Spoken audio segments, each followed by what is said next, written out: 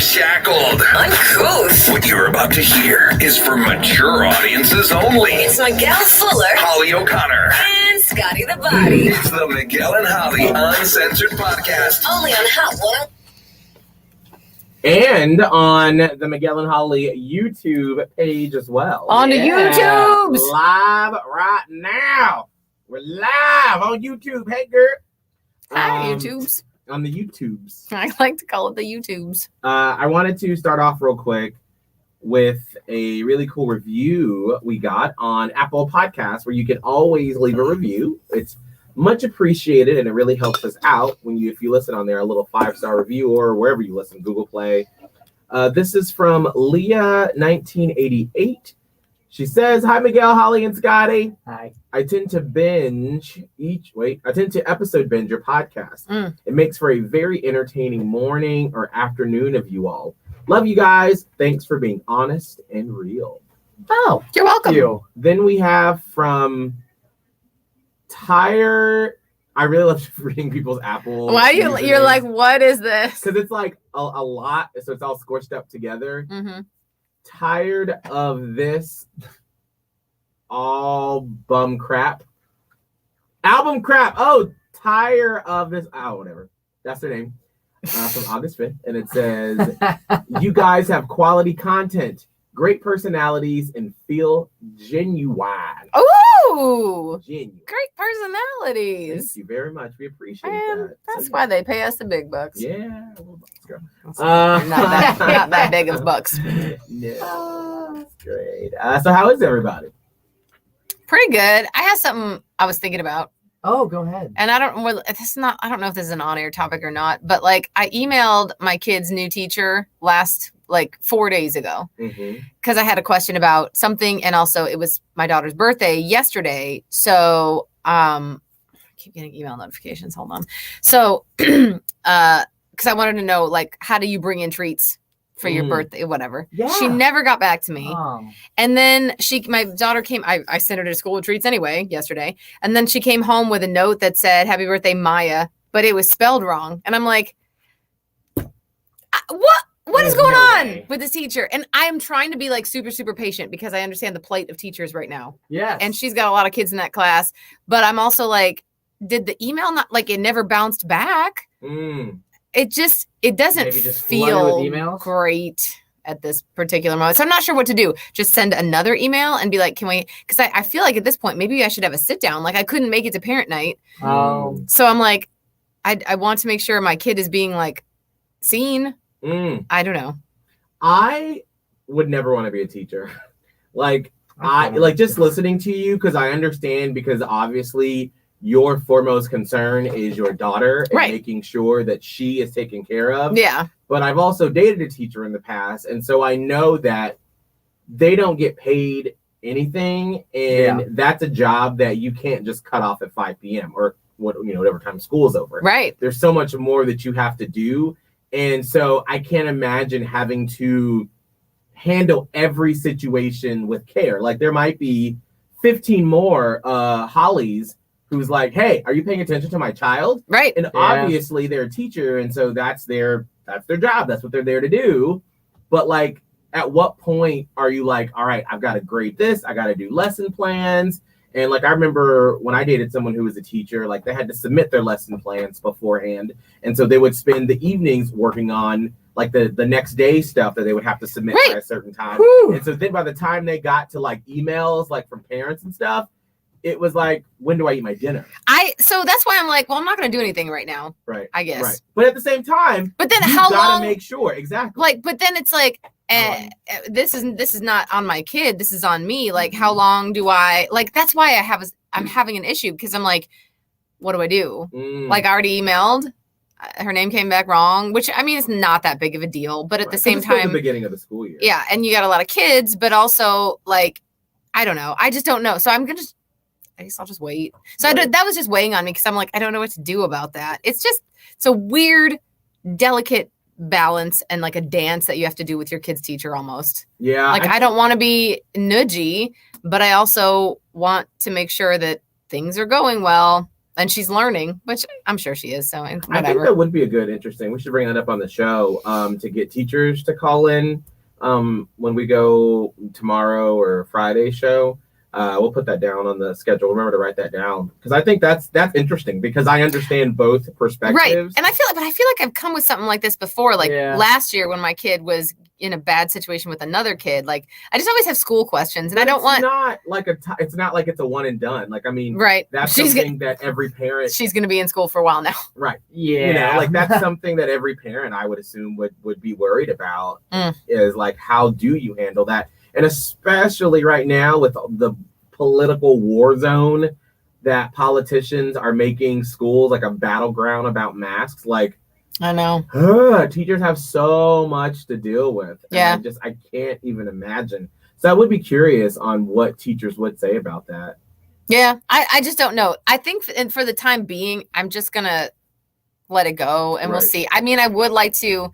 I just feel like I'm bothering her. So I don't want to be like, I would like to meet with you because then she's going to be like, to meet with this bitch. I mean, there's a way to phrase it. That's like, okay, whenever, in the next couple of weeks, let's just have a sit down since I wasn't able to come to parent teacher night, whatever it was. Right. And actually set that up just so you at least have a relationship. It doesn't have to be like, I want to meet with you. And then it's like, oh, why? Like, let's be friends. I don't care. No, let's have a little meeting. Like, since I missed the first one, like, but I know you're busy. So, like, literally whenever, like, I get it. Let's make it happen just the next couple of weeks. Yeah. Maybe something. It's just always a tug of war with.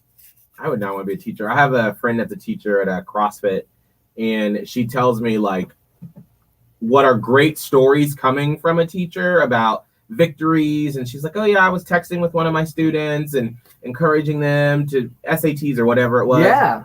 And I was like, the thought of, like, you trying to live your life and you have to, like, talk to your kids like that. Yeah. Like, to her, she loves it. Like, that is her life. Her life is to just see her students succeed. Yeah, but me, awesome. As a horrible human being who, like, when she told me that, and she was just like, I was so excited to see them succeed. But but that's just not your forte. No, all I could think about was, oh my God, you had to answer their text after work? Oh, I couldn't imagine. Yeah, it's a lot of work. So anyway, that's that.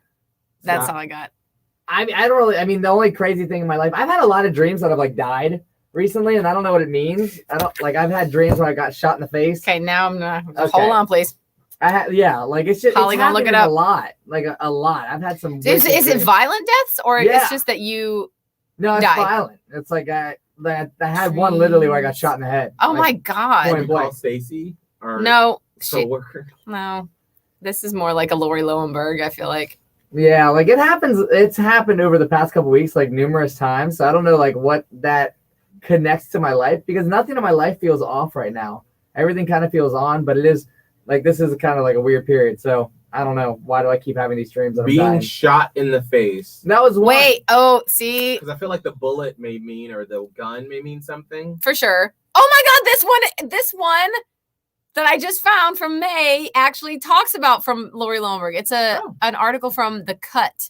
And by the way, before you read it, Holly, Lori Lowenberg is a dream analyst or expert? Analyst. And who we've had on the air for years.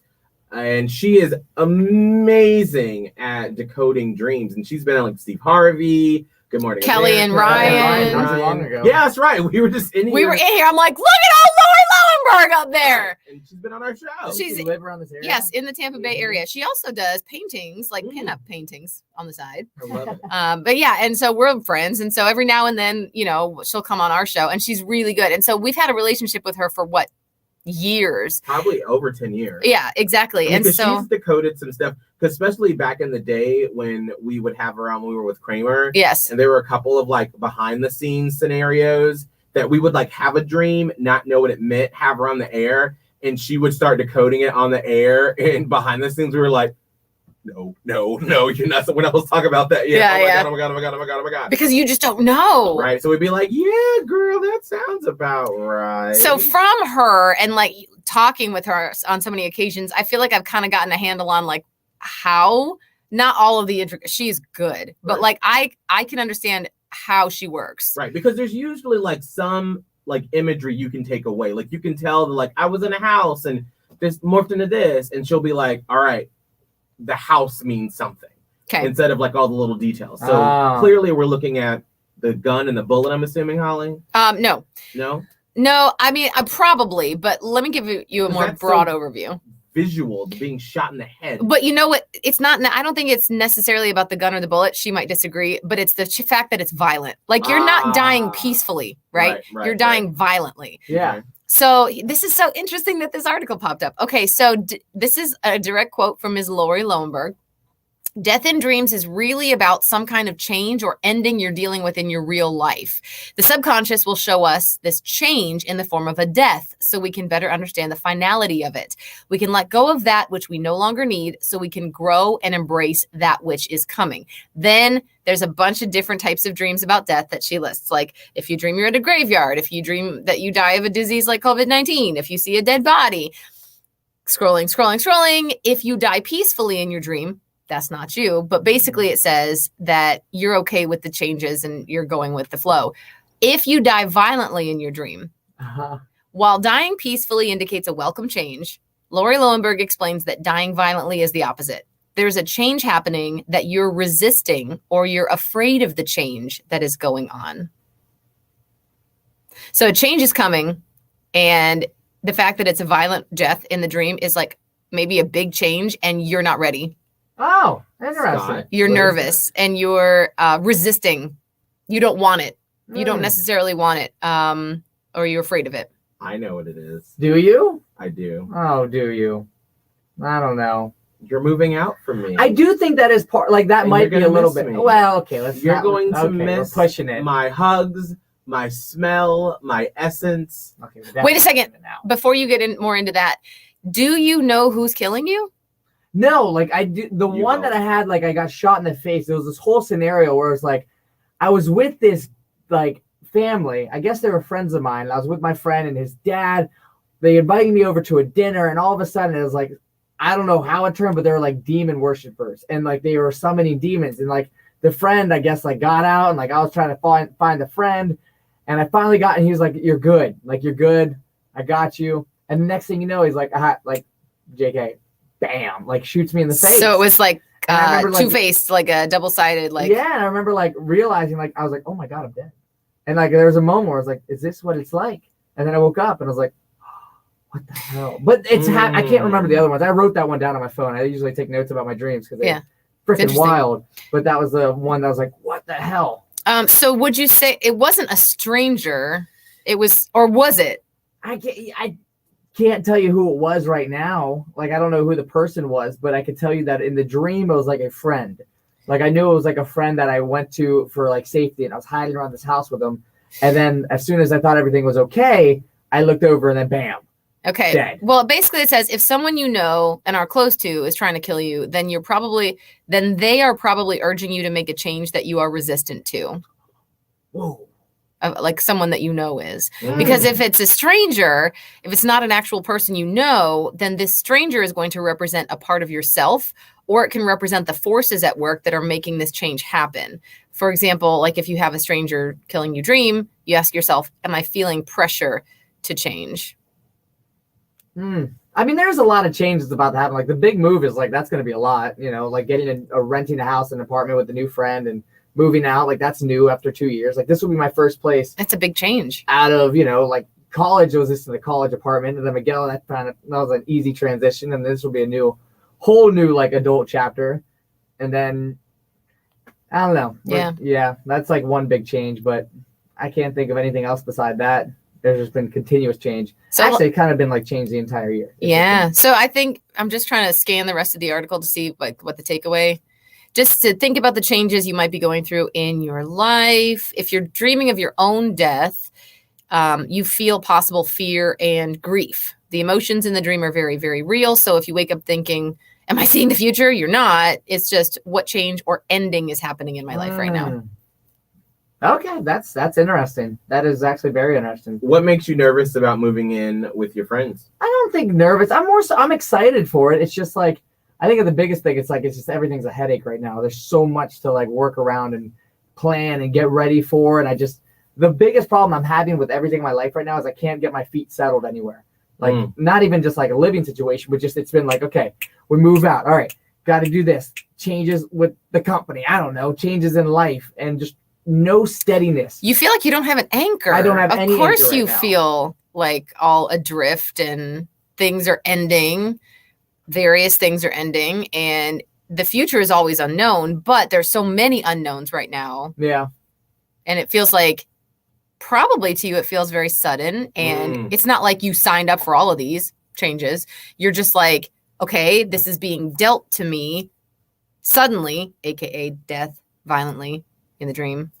So it's hard to, still seeing your therapist? I'm not actually. Well, okay. This might be a good time to make a little call back. Yeah. I think I need to find a new therapist. It's just hard right now. Because we do the phone thing, and it's just, I got off the route because there's a lot of homework assignments I needed to do with it. But that was part of the changes because when I got assigned these things, we didn't have a permanent address. So I had it sent to my dad. My dad had it sent to me. We're in the middle of a move. So I had to pack it up. So it's in a box and it's away. And the last conversation I had with my therapist was like, well, whenever you start this, then give me a call back. And I haven't started it yet. You were like, well, I was like, a couple years. That's exactly what, but also at the same time, I was like, I feel really okay. I guess after this whole conversation, I don't. You're not okay. But that was the biggest problem with those sessions though. It's like, okay, we didn't really get a lot accomplished in the conversation. It was like, go home and do this. And I was like, I won't. I have other things. That's my life one type of therapy. Maybe, you need less intensive on the outside. Although that would be I would love to do some exercises. Sometimes I wish my therapist would give me exercises. Yeah, I guess it's like the middle ground. I want somebody to talk to me and with that hour, use it to just hit me with that knowledge, talk me through things. And we do, but it's just more so, in the time period when I was seeing her, I was doing really well mentally. Yeah. And I still am. It's just, it's that unsteady change where that was part of it. Where it's like, okay, as soon as I get a place and I can set my life up again and feel settled, I'll start working on this again. But until then, I don't think that's how it works. Yeah. I think it's it now would be the time when you need it most because you're unsettled. Yeah. And to help you navigate, all the changes that your life is about to go through. And I feel partly responsible since we had to yeah, you know what? F you, Miguel. I know. You shot him in the face, you Satan worshiper. Literally, I am 666. I'm sorry. I feel so bad right now. You demon. You did. Get out of here, Satan. Right? Go sit on attack. Literally, just call me Demetrius. No! Fuck. I'm horrible. I'm an evil human. I'm the archangel. Fuck. No. Well, because we sold the house and then we weren't planning on selling. We were talking about it and we're well, maybe in the fall we'll wait, and we're well, we got contract stuff coming up, so I'm not sure if that should be what we should be doing right now. And so then it was things were just too good and the prices for selling were just, it was life-changing money that it was we've got to do this. There are so many things that we can fix with this, we just had to do it. And so then it literally sent everything into chaos in a matter of weeks. Whereas, we were hoping to have time to be able to all right, well, we're going to slowly, casually put it on the market, slowly get it together. Quick. And then it was the beginning of June, go, go, go. And we had to sell everything. And there's more to the story that we'll be able to tell, in the future. But right now I can't. There's a lot of moving pieces. Absolutely. And so this has been the hardest part is not being able to to have to cherry pick some of the stuff. And that's another thing too, because I think all three of us use the show and the podcast as part of our own therapy. Oh, absolutely. And I am very familiar with the one thing you want to talk about most, you cannot. Right. And I think it was Maya Angelou who said there's no greater pain than an untold story. Yes. And since we use this so much as that, there are things going on that we can't talk about, right? Out of various reasons. And that sucks even more because then it's well, our job is to share. But then when you're told you can't share certain things, then you're it's the only thing you want to talk about. Right. Yeah. Right. And then everything else doesn't even seem as important until it grows and grows and grows. And you're blah, blah, blah, blah. And so then you're being shot in the face. Yes. By your devil, Miguel. Correct. So I'm sorry, Scott. Yeah, I'm not blaming you for it. Again, I look forward to, and that's why there's a serious time period where I was really considering, beside the market, looking into buying a house because I want a place where I can sit and anchor and lock in stuff and have my own workspace and start working on side projects. But the hardest thing right now is I don't want to get too comfortable because then and that's I'm not the moving out. And the plight of the 20-something, isn't it? I understand because you can't. It's hard to get anchored down. There's no footing. So it's very weird right now. But it's interesting you say that because I don't identify with that because of how I grew up. And then in my 20s, it was like even more intense where the 5 years that Holly and I lived together, those first 3 years, we moved every year. Yeah. Like every single year, we moved to a new spot. You ever see, like, one of those security questions that like various websites ask you, and they're like, which address is right? I'm like, I don't even know. There was a lot of addresses. Like, Holly, so think about when I'm gonna talk while you think about this. Okay. Think about the Royal Hunt. That was the first address you had in Panama City. Correct. That I lived with you. Yeah. How many addresses have you had since your current address? Think about that. Since Royal Hunt? Since Royal Hunt. Well, I should go back to Finley. Yeah. I'll tell you. I want to say since you've been in Florida. Oh, okay. Like just Florida. So since 2007, how many addresses? All right, hold on. Let me think about this. Hold on. But so I can empathize with you, Scott, on that, but I can identify because I feel like that has been such a hallmark of my life. Yeah. Of just like going from place to place to place, and that it's sort of like that old saying that if you wait to do stuff, then you'll be waiting forever. And so you just have to like make the jump no matter what you're doing. Yeah, I mean, that's how it's been though. Like I've every year since college, except like the longest time period has been living with you, Miguel. Like that has been my longest time period since I moved to Tampa in 2015. Like that has been it, because every year it was from a dorm to another dorm to the fraternity house to an apartment to another apartment to you and now to another house. And I'm like, to my bosom. And usually I can do okay. It's just right now I knew it was such a small time period where I'm like, okay, what do I set up here? Like, what is going to make me feel okay? And it's a smaller area, so I feel very cluttered. And I know that clutteredness, it just adds stress to your life. And so,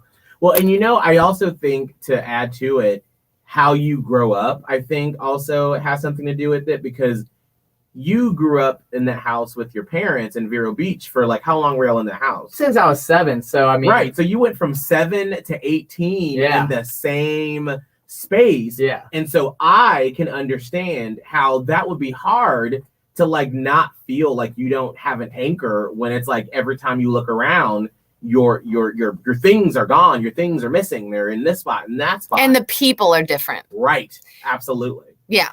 By the way, I found out it was 7. 7 places. 7 addresses. What, 13 years? Yeah.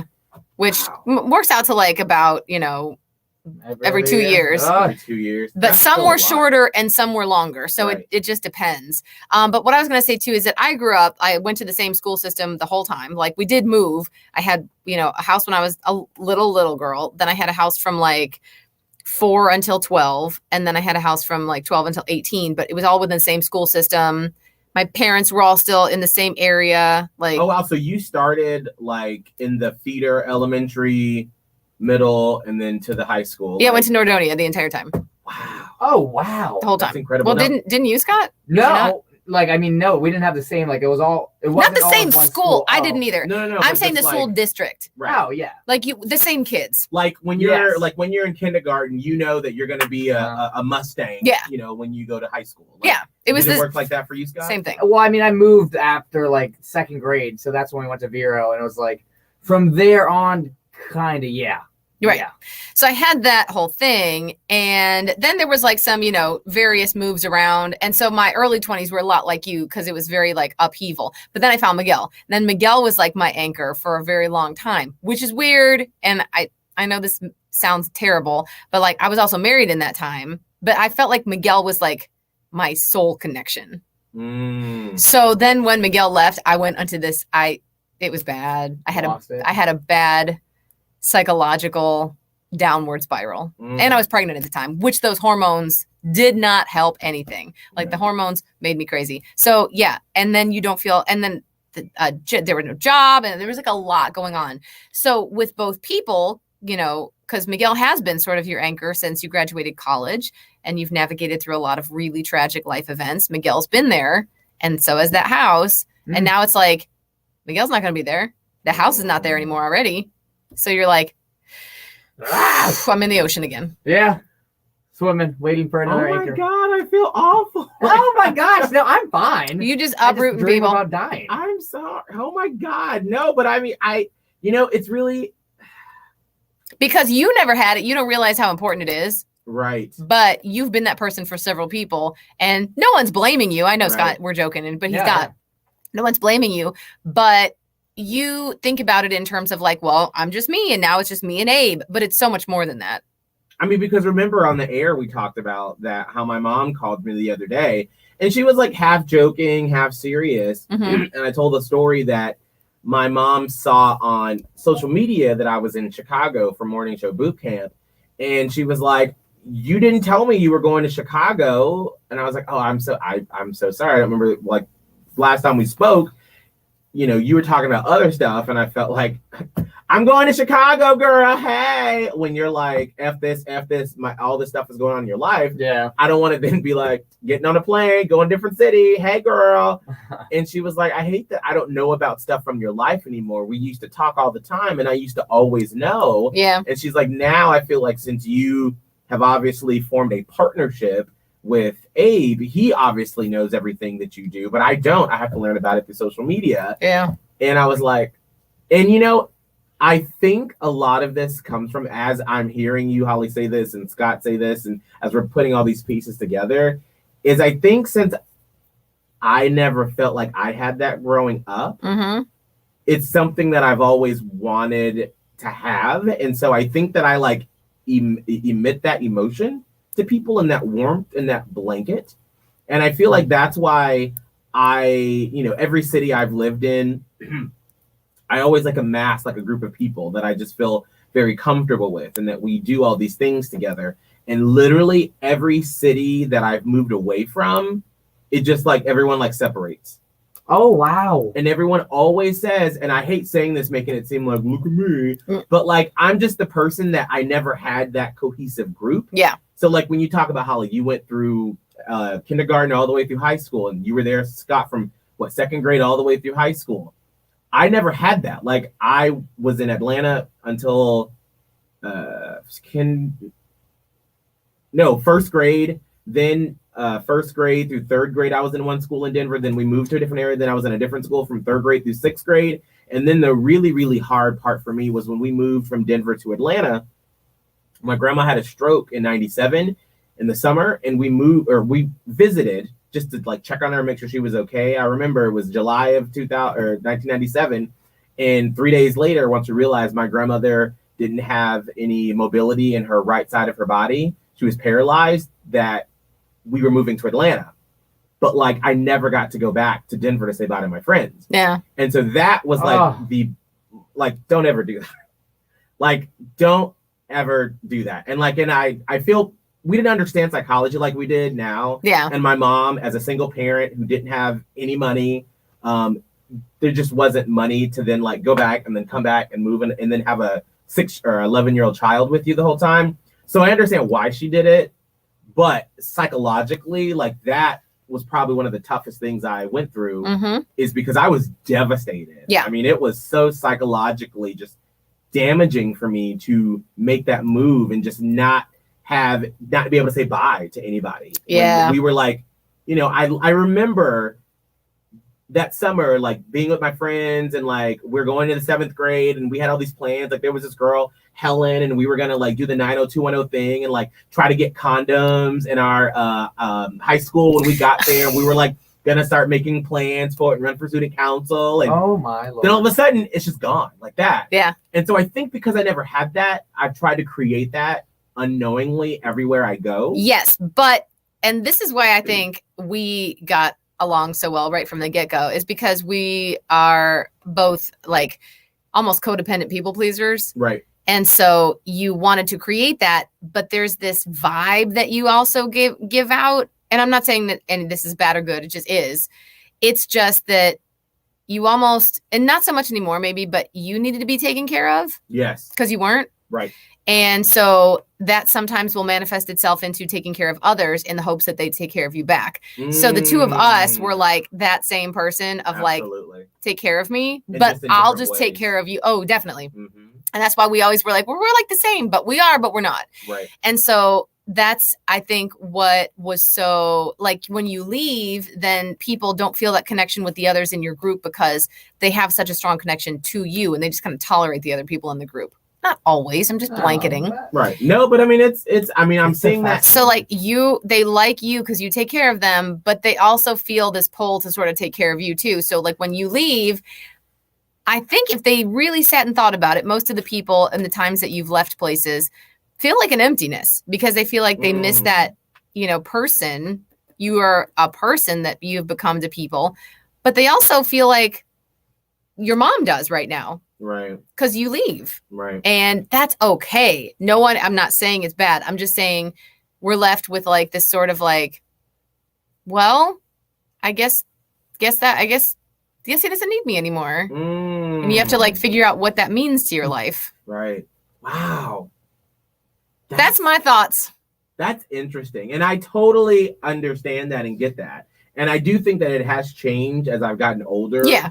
And as I've, understood myself. But I do see it a lot with Abe and I when we are making decisions together. And like he knows me obviously really, really well. And so he knows if we're making some big decisions about whatever life stuff we're doing. And he instantly knows if it's something I won't get. And then he'll swoop in and be like, all right, so Miguel, what they're trying to say is yada, yada, yada, or something that he knows that I won't know how to do that I'll probably put off. Like he'll just swoop in and do it for me. Mm-hmm. So I definitely see that. That's fascinating. Yeah. When you start therapy, you can talk about that. Yeah.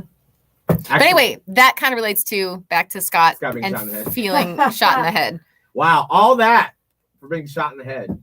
Listen, I've had crazy dreams lately, like crazy. That's just one of them. But that's because your life is in a bit of upheaval right now. I mean, look how much upheaval your life is in right now between the move and your girlfriend and her parents just hanging out all of a sudden, and then like you don't know what's going to happen literally 2 months from now. There's a lot, so you're in the mid. You're like floating in the ocean. During the day, you're probably like, "This is fine, everything's fine," but at night, you're like, well, now I'm shot in the face. Yeah, a little bit. Shot in the face in the dreams. It's fine, though. I feel great. That's good. Do you want me to put you in my bosom before you move out? No, I'm okay. Are you sure? Yeah. I mean, the chicken parm is good. If you can make that again, I think that's more like a nice bosom. You sure? Okay, I'll put you in my chicken parm titty.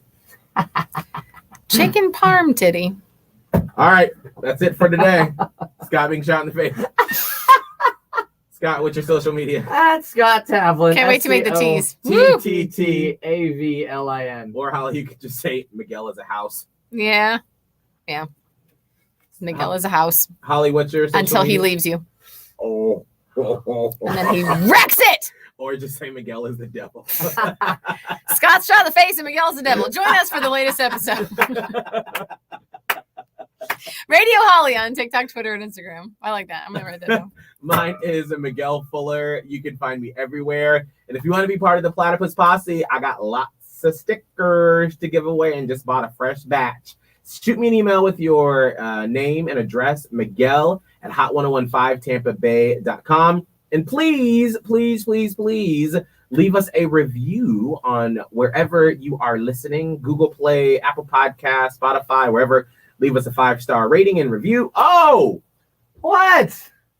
If you've never listened to our live show, you're going to want to listen. Monday, August 23rd at 7:30 a.m. Eastern Time. That is true. Okay? Okay. So this is for everybody. I'm excited. Even if you don't live in Tampa Bay, this could still affect you. Wow. Really? Yeah. Yeah. Monday morning, 7:30. Okay. August 23rd, 2021. We'll talk to you then.